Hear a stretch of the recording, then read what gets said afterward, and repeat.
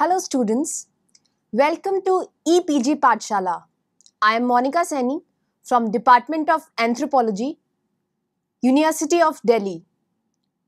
Today we are going to talk on the module Definition of Crime, its Theories and Treatment from Forensic Anthropology paper.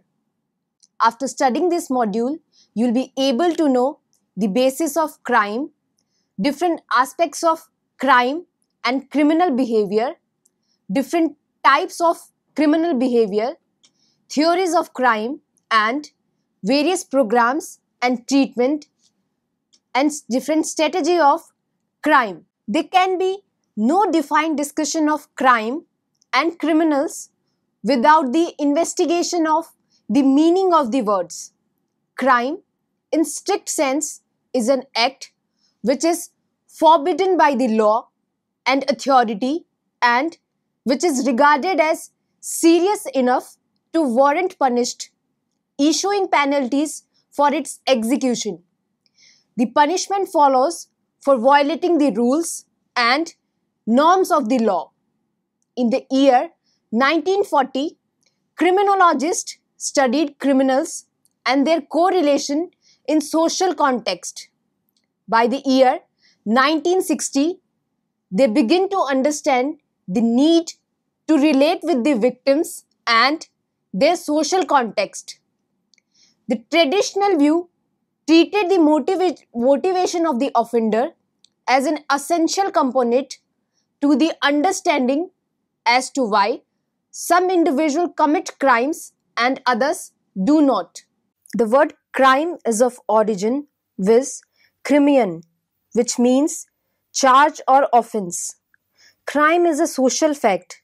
The concise Encyclopedia of Crime and Criminals has defined crime as follows. A crime is an act or default which prejudices the interest of the community and is forbidden by law under pain of punishment. It is an offense against the state as contrasted with loot or a civil wrong, which is a violation of a right of an individual and which does not lead to punishment. Crime is any act of violating social norms or societal rules of behavior which are subjected to punishment by the law in proportion to the severity of the act. Such individual subjects are deemed to lose their social status, face social stigma by the society. This definition combines the consensus position of political power that the criminal law defines crime with the conflict perspective's emphasis on criminal power and control and the interactionist concept of labeling and stigma. Thus, crime as defined here is a political, social, and economic function of modern life.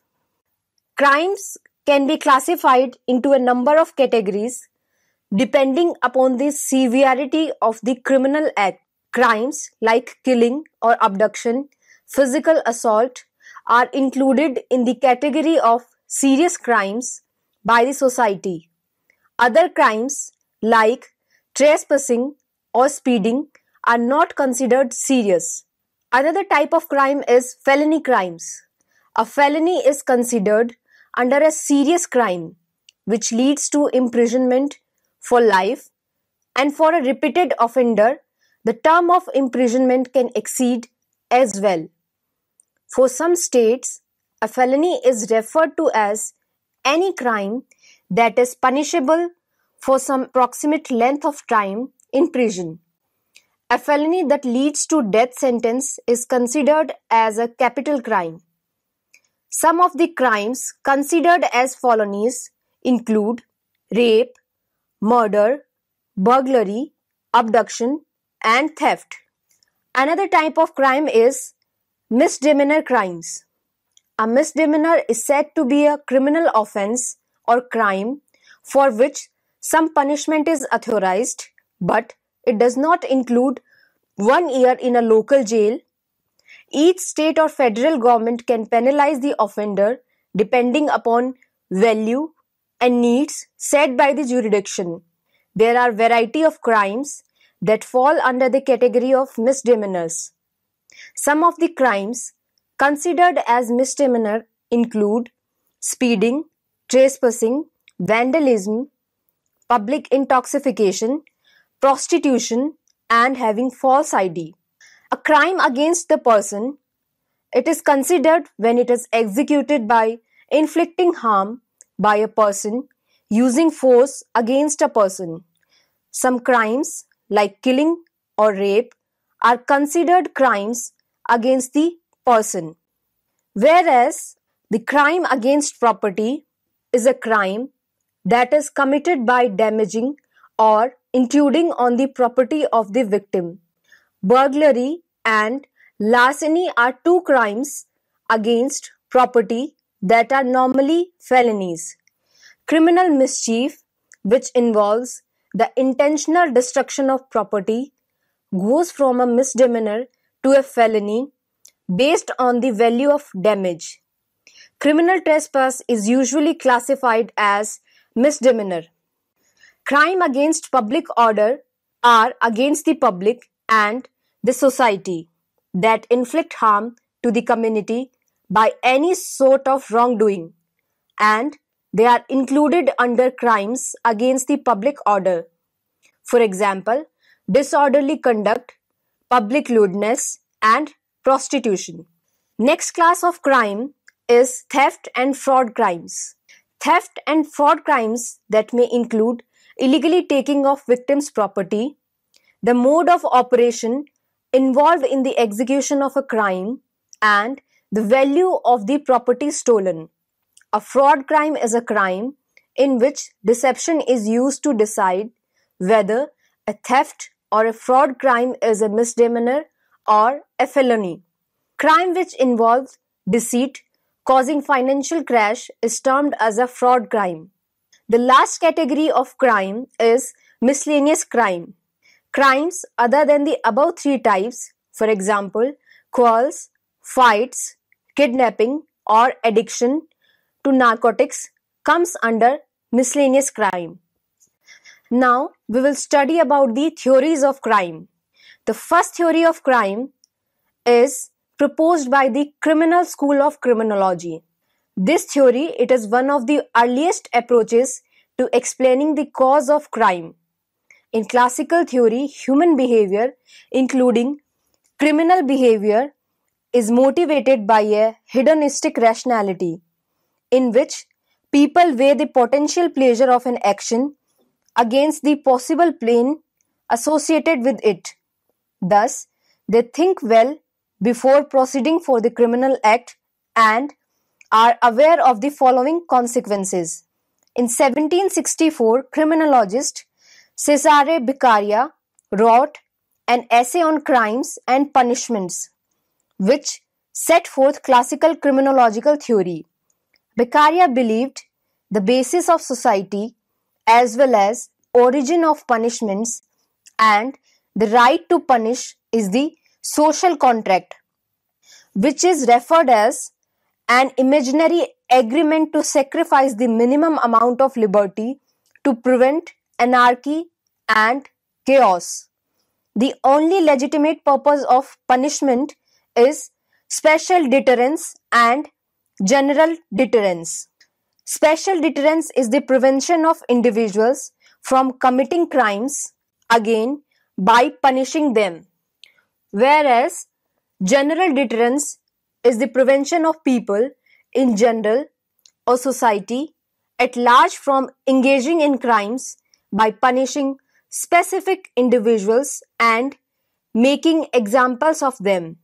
Next theory is neoclassical theory, which is the modification of classical theory, in which it was considered that certain factors such as insanity might inhibit the exercise of free will. It introduced the concept of premeditation as a measure of degree of free will. Neoclassists take the subjective approach to criminal aspect of behavior and concentrated on the conditions which led individuals commit the crime. The second type of theory is Positivist theory. This theory proposes that the individual who commits the crime are low in intelligence and social acceptance, and thus they can't morally comprehend their wrongful actions as compared to the individuals of average intelligence or who are socially accepted. According to this theory, criminals are born, not made, and this is an example of nature, not nurture.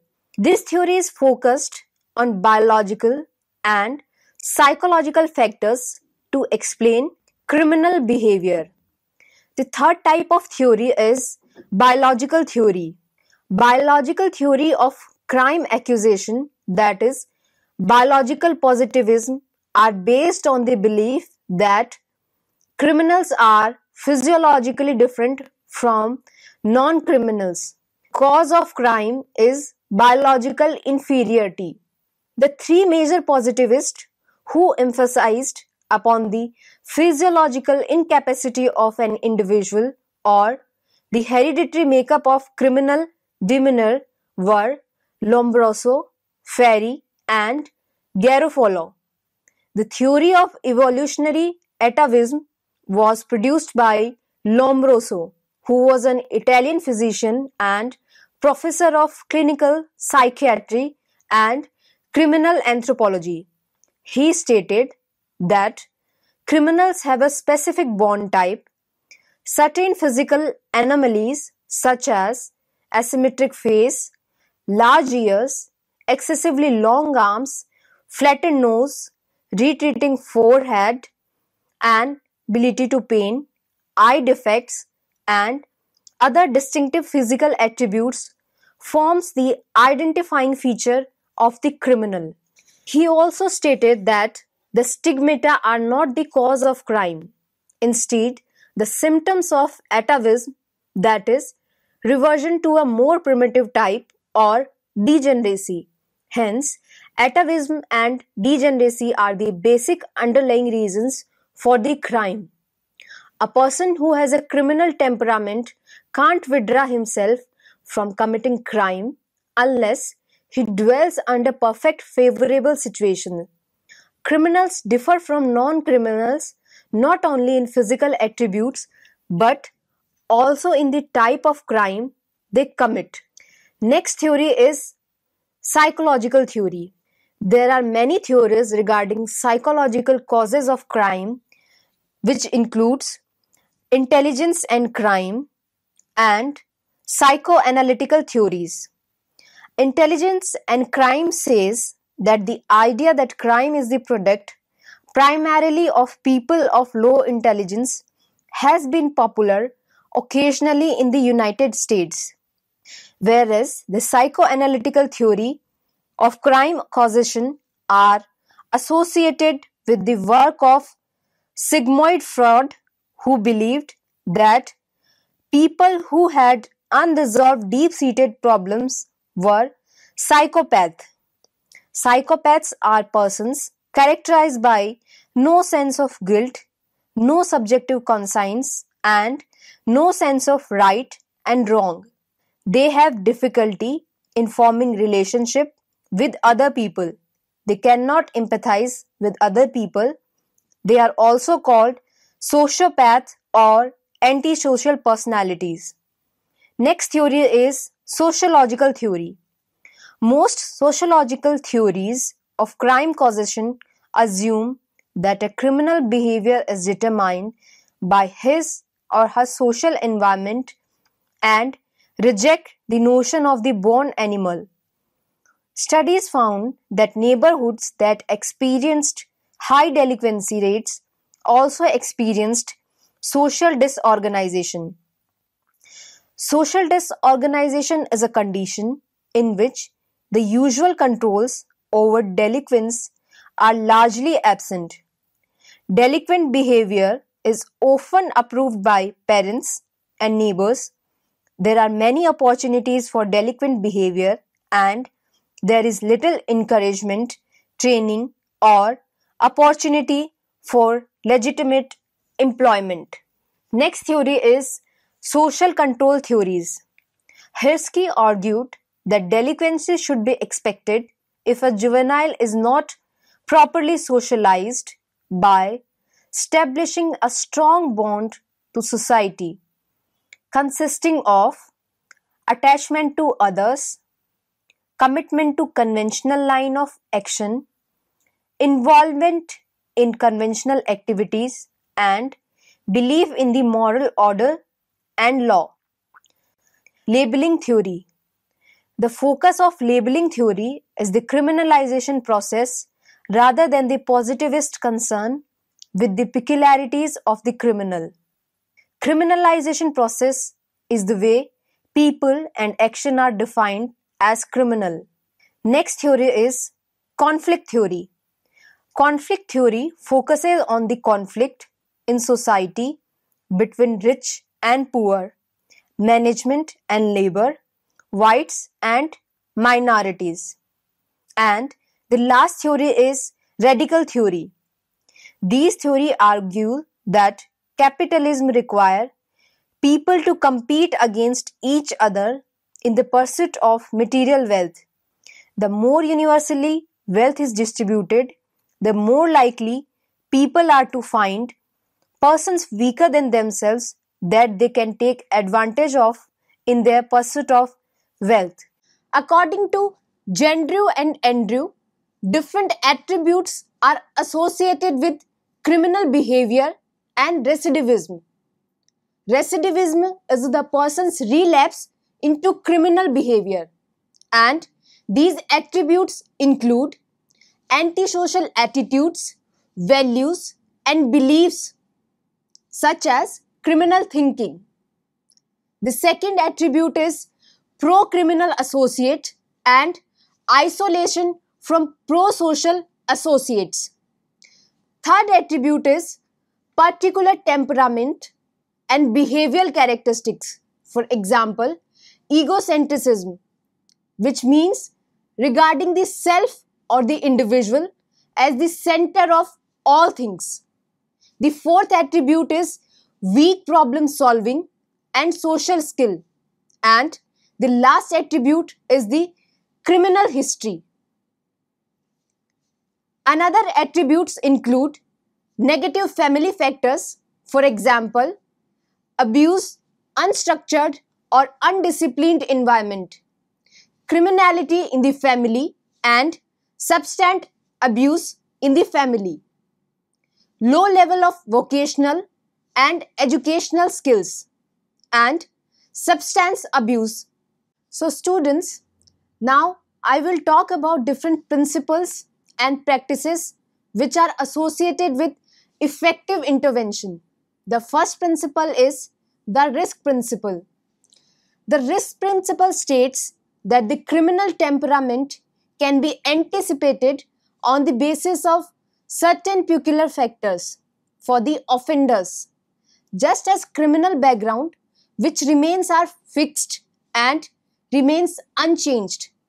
Other factors like substance abuse, antisocial behavior, and antisocial associate which are dynamic and changeable. After proper gauging and assessing the individuals, their likelihood of committing further crimes can be predicted with better accuracy as stated by the researchers and practitioners. High-risk offenders require intensive interventions to reduce recidivism, while low-risk offenders benefit most from low-intensity prevention or no interventions at all. Second principle is the criminogenic need principle. This principle states that the offenders tend to have many needs, out of which certain needs have a direct link to the crime. Criminogenic need possess dynamic risk factors or attribute of offenders that when changed influence the probability of recidivism. Non-criminogenic needs may also be dynamic and changeable, but they are not directly associated with new offense behavior. The third principle is the responsivity principle. This principle includes treating of the offenders using the treatment programs which are consistent with the ability and learning style of an offender. How effective the treatment is as measured by recidivism. It is based upon the interaction between offender characteristics such as relative empathy, cognitive ability, maturity, etc. And it also includes service characteristics which include location, structure, skill, interest of the providers, etc. Characteristics such as the gender and ethnicity of an offender also influence responsivity to the treatment. Application of the risk principle, it helps in identifying who should receive treatment. The criminogenic need principle, it focuses on what should be treated, and the responsivity principle underscores the importance of how treatment should be delivered. The essential components of criminal justice mission include both criminal justice treatment and other appropriate treatment, and both are essential components of criminal justice mission for the proper management and treatment of offenders. Effective programmed practices for offender treatment and management are essential and desirable, but it may get confounding as a result of manifold factors. The social learning and behavioral intervention, it is a clear and direct instructional method, modeling and observation of individuals in the environment which are needed for offenders' change and resocialization. Behavior psychologists like Albert Bandura suggested how social learning can benefit in teaching and modeling socially accepted behavior. The elements that support the environment in which social learning can take place are structure and accountability, whereas cognitive program, which is the key to social behavior. Problem behavior is almost always rooted in modes of thinking that promote and support that behavior. Permanent change in problem behavior demands change at a cognitive level, that is, change in the underlying belief, attitudes, and ways of thinking, authority control that increases resentment and antisocial attitudes, which is counter-reproductive. Punitive methods of controlling behavior all too often reinforce modes of thinking that were responsible for the initial antisocial behavior. Programs that incorporate relapse prevention strategies involves the following set of elements, ranging from the development of an individualized plan and rehearsal of alternative pro-social responses that are individual specific to their behaviors or situations that are prone or increase the risk of re-offending for offender in question. It includes the development of self-monitoring skills and the skills to predict situation-based issue and training and teaching of significant others such as family, friends and employers to reinforce pro-social behavior and to recognize triggers and risk situations. The essential components of criminal justice mission include both criminal justice treatment and other appropriate treatment, and both are essential components of criminal justice mission for the proper management and treatment of offenders. Effective programmed practices for offender treatment and management are essential and desirable, but it may get confounding as a result of manifold factors. The social learning and behavioral intervention, it is a clear and direct instructional method, modeling and observation of individuals in the environment which are needed for offenders' change and re-socialization. Behavior psychologists like Albert Bandura suggested how social learning can benefit in teaching and modeling socially accepted behavior. The elements that support the environment in which social learning can take place are structure and accountability. Whereas cognitive program, which is the key to social behavior. Problem behavior is almost always rooted in modes of thinking that promote and support that behavior. Permanent change in problem behavior demands change at a cognitive level, that is, change in the underlying belief, attitudes, and ways of thinking, authority control that increases resentment and antisocial attitudes, which is counter-reproductive.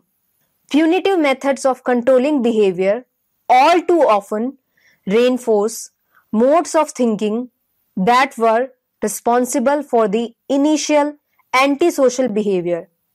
Programs that incorporate relapse prevention strategies involves the following set of elements ranging from the development of an individualized plan and rehearsal of alternative pro-social responses that are individual specific to their behaviors or situations that are prone or increase the risk of re-offending for offender in question. It includes the development of self-monitoring skills and the skills to predict situation-based issue and training and teaching of significant others such as family, friends and employers to reinforce pro-social behavior and to recognize triggers and risk situations. Now we will study that how can the series of crime be prevented. Cognitive behavioral therapy reduces repetition of crimes in both juveniles and adults. The therapy suggests that people after receiving the therapy become self-aware and they stay conscious about their behaviors and state of mind and further nurturing them by making positive changes to them. It has been stated that experience has a lot of impact on a person's thought process and their behavior is triggered and often the result of these thoughts.